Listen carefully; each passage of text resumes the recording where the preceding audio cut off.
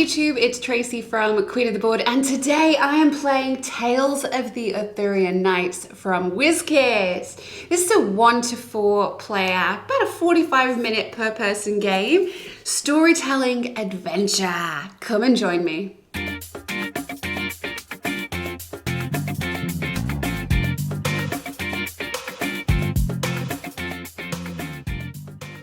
So this is definitely one of the bigger game boards, so hopefully you can see everything.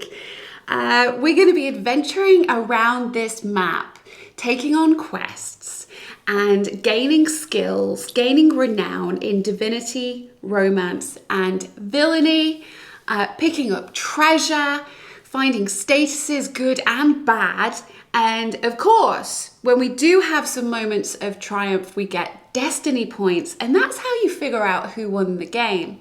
But to be honest, the joy of the game is in the story, and this big book is where all of that will be coming from. This is not a rules teach, so please let me know in the comments if I make any rules mistakes. I think the best thing to do is just get started. So Dame Enid starts with 3 skills, and that's going to add 1 to a dice result when we perform a test. I chose diplomacy, mounted and hunting, and then later on we'll acquire more skills. My movement is 3 because I have a renown of 0 across everything, and my starting quest is the Irish Tourney. The Moorholt of Ireland is hosting a tournament in Dublin, and you are charged with competing in the name of Camelot. Place your quest marker in Dublin, Ireland, and when we reach Dublin, we'll have an encounter. So I placed my marker on the quest and the location. As always, starting off in Camelot over here. I think before we get there, we'd really like to get a few more skills and a little bit more renown. There are 6 different types of location on the map. We have cities, forest, mountains, plains, swamp, and also sea. Each one has a number in the middle of it as well, and that's going to give a little bit of an indication of how challenging it is, but maybe the rewards will also be a little bit better. There are a few special locations on the board. You can see we can't actually enter those unless we get a quest to do so. There are only 2 of those in the encounter deck each time you play, so we'll see if they come up. King Arthur Pendragon, the Lord of 100 Kings spanning Lagresse, Scotland, Ireland and Brittany, stands at the head of the round table. "My noble lords and ladies," he says after a pause of admiration, "I challenge you to go forth and ride until you have found adventure befitting your legend. For all that surrounds us, this castle, these pennants, these magnificent swords and armour, and yea, even this sturdy table, will fade from this earth. But one thing will survive, the tales that will be told of us after we are gone. Therefore, you have only one mission as a member of this table, to seek adventure and renown so that the world will always remember us and all we have accomplished." Each of Arthur's chief knights stands at once without further leave-taking and calls for horse. Into the dark night they ride, eager to discover paths of greatness throughout the realm of Arthur and beyond. And we are ready to adventure. Well, I'd like to make my way over to Dublin, but get a few skills on my way. My movement is 3, so I'm going to go 1, 2, 3, and land in Cambria, this mountainous region right here. So, time for my encounter. I pull an encounter card. We find a strange beast, and I'm going to match that to my age.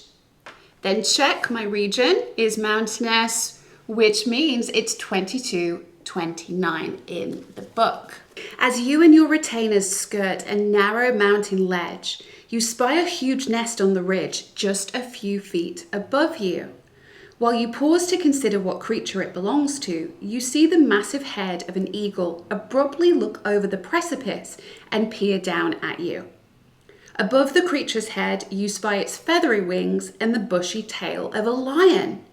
You recognize this beast as one of the legendary griffins, rumored to guard the realm's most valuable relics.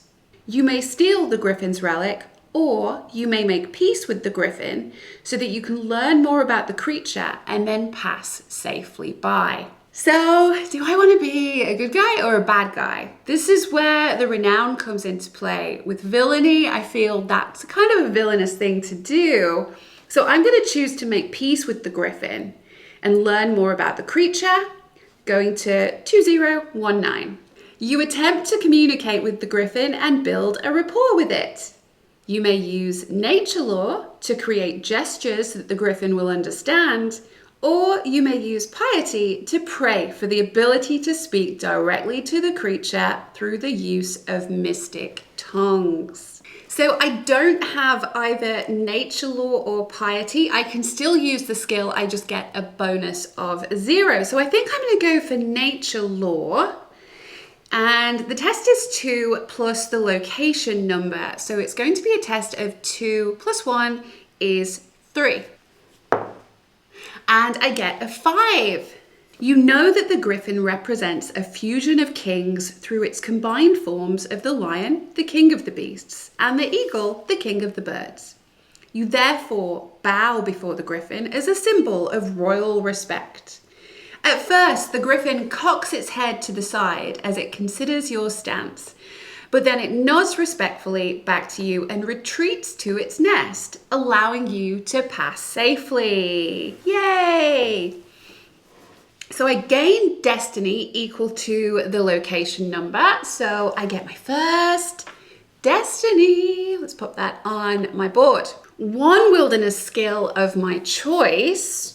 Ooh, now I could choose to increase one I have, bumping that up. And at the end of age 1, I get to gain destiny equal to the highest skill rank I have. So you know what? I think I'm going to bump up hunting to +2 and 1 rank of renown. Let's be a little romantic. I'm going to put my romance up by 1. And that is the end of the first round. So I move the cup up. Round 2. Again, I still have this movement of 3, but I think I'd like to stop here in the forest. So we're going to go 1, 2, still in Cambria, and draw our next encounter. I found a knight. So you pull a feature card, and then you can combine them like so. A vengeful knight, 12-10. You and your retainers come upon the ruins of a destroyed keep and behold a lone knight guarding the wreckage. He bows to you courteously. Greetings, he says. I am Sir Alexander le Orphelin, who was tricked by Morgan le Fay into guarding this fallen keep for a year and a day. Fortunately, today is the final day, and I shall soon depart this miserable place once and for all. Alexander invites you and your followers to share a meal with him and his lady, Alice the Beale Pilgrim, who resides in a tent beside the ruins. When the sun sets, Alexander is free at last of his odious task. Over dinner, Alice explains that when she heard of Alexander's plight, she came to meet him and the two fell instantly in love. I travelled here from Benaway in Scotland, says Alice, and my beloved pledged to return home with me as soon as his oath to Queen Morgan was fulfilled. But alack, other matters press him to remain. When she finishes speaking, Alexander explains his dilemma. Long ago, my father, Prince Baudouin, was murdered by his brother, the villainous King Mark of Cornwall. My mother made me promise that I would slay King Mark when I had the chance, and as fate would have it, the king travels in this wilderness even now, seeking his fugitive queen, Isolde. I may never have another chance to overtake him, and indeed my heart is filled with vengeance against him. But I have also pledged to Alice that we would depart this land forthwith. It seems that swearing difficult oaths has been the bane of my life, he concludes with a sardonic laugh. Now, you may help Alexander hunt King Mark, or you may instead convince Alexander to depart with his lady at once. Well, I've got diplomacy as a skill, But I've also got hunting as a strong skill, and I feel like it does say hunt. Should we hunt? Yeah, let's do it. Let's go and hunt King Mark. You pledge your assistance to Alexander.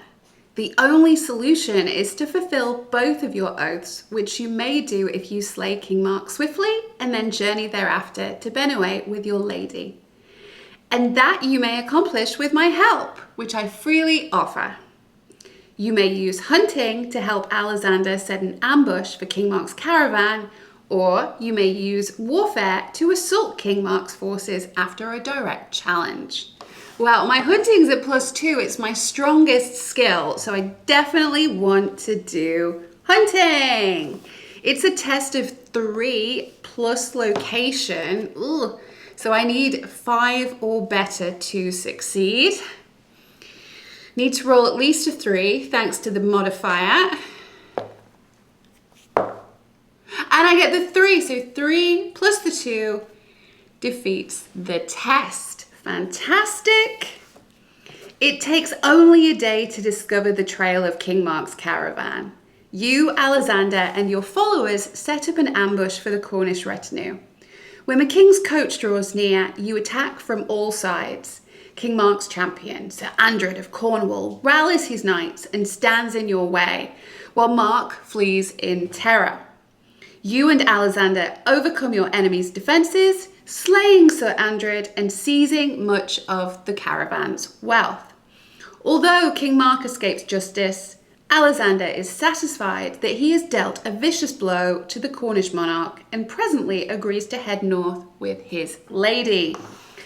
Gain destiny 1 plus location, so I get 3, bringing me to a total of 4 destiny.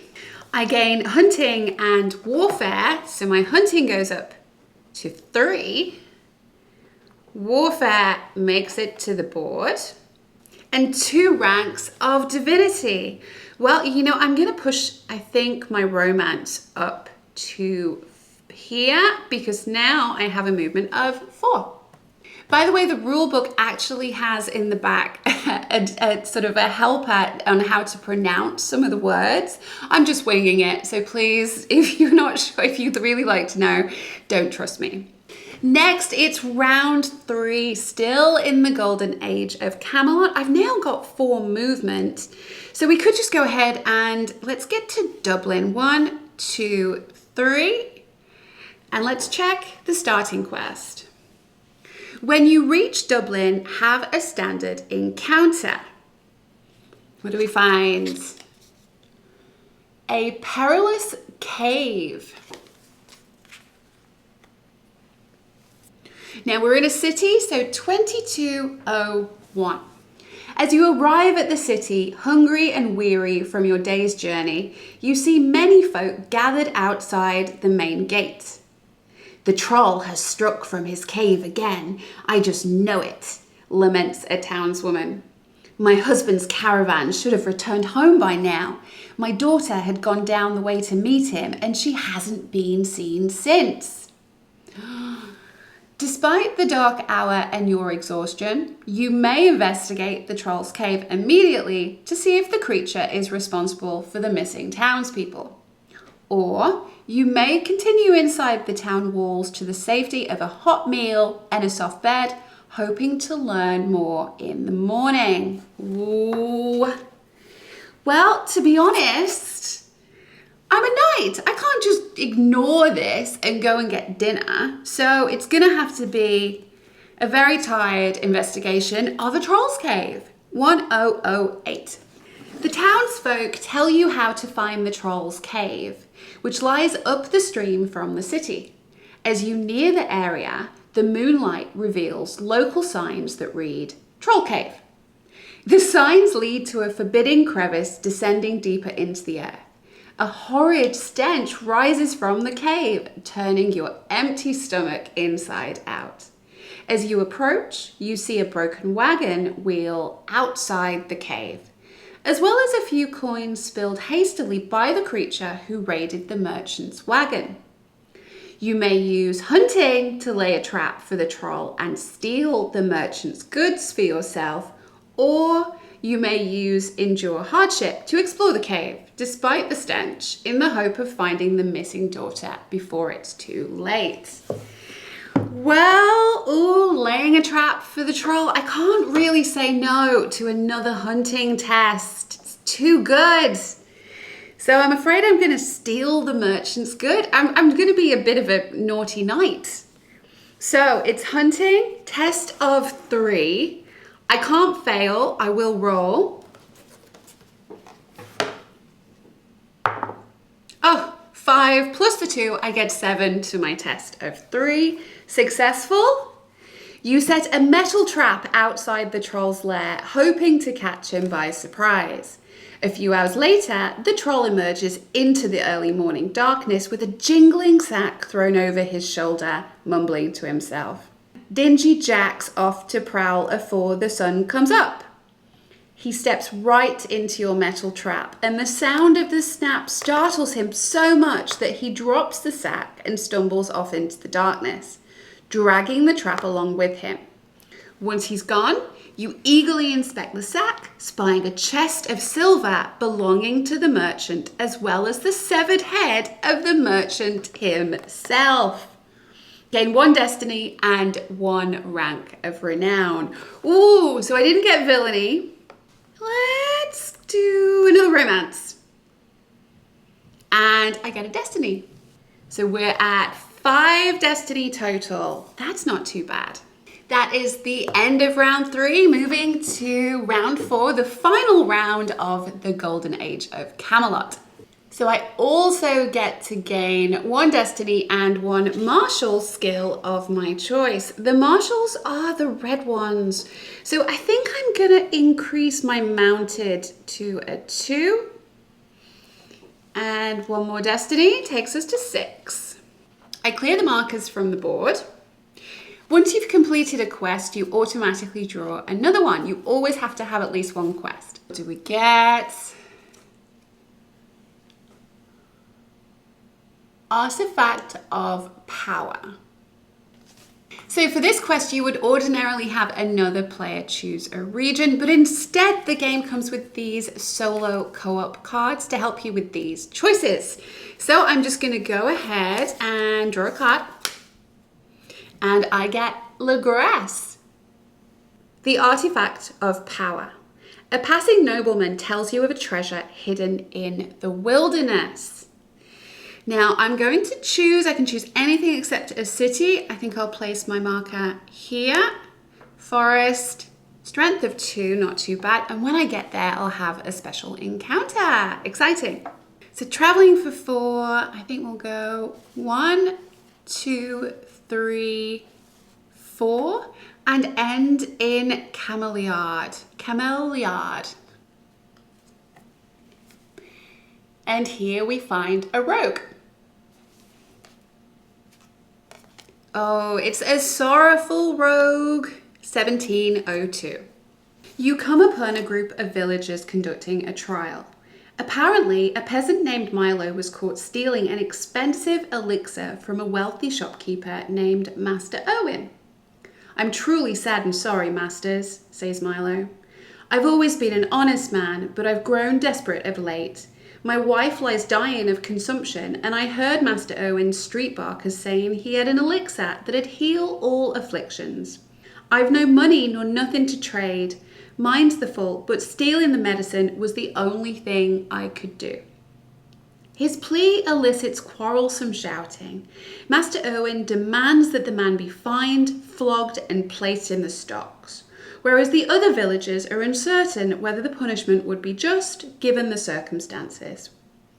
Noticing your presence, they ask for your judgment as an emissary of the Round Table. You may argue that Milo should be granted clemency due to the extenuating factors. You may argue that the law must be enforced against Milo as a deterrence measure. Or you may argue that Master Owen is actually to blame for Milo's crime. Ooh. So I guess it depends on how you feel about free healthcare. Do you know what? I'm going to argue that I don't think it's Master Owen's fault. It's a buyer's market out there. I don't know. But I will argue that Milo should be granted clemency due to extenuating factors. Let's go for 1132. The peasant Milo acted out of desperation to save his wife. To punish him as a common thief would be wrong. Rather than demand a fine that he cannot pay, let the man work off his debt to Master Owen. And I prithee spare him from corporal punishments, which he clearly does not deserve. Master Owen looks vexed, but the other townsfolk nod with approval. Milo, meanwhile, seems quite relieved. Yay! We gain 2 destiny, an honor, a rank of divinity, or romance. So I'll take the romance. Yes. 2 destiny. So I'm at 8 total destiny now. I get the skill honor onto the board. And that is the end of our first age, the golden age of Camelot. So let's check. I gain destiny equal to the highest skill rank or rank of renown. Well, I have a 3 for my skill, but my renown over here is actually a 5. So I gain 5 destiny. And I gain 1 quest and 1 skill. So let's do the quest first. We discover a dark plague. You encounter a group of deceased travelers trying to reach a place of power rumored to provide care. If I choose to help them, I actually become plague-ridden. If I choose to help them, I become plague-ridden. But I wanna help them out. So let's grab our first status effect. Everyone has them. They're in alphabetical order. Plague-ridden. Now every round this little token is going to move down 1, and at the end of that I'll get to gain a skill of my choice for completing it, but I'm losing 1 movement whilst I have the plague. I imagine it would slow you down a little bit. It's the end of the Golden Age of Camelot, but it is the beginning of the quest for the Holy Grail. We will move down into round 5, read 2000, and then continue with our encounters. I'm going to pause there. If you would like to see more of this game, please let me know in the comments. I think I've shared enough to give you a taste of how it works.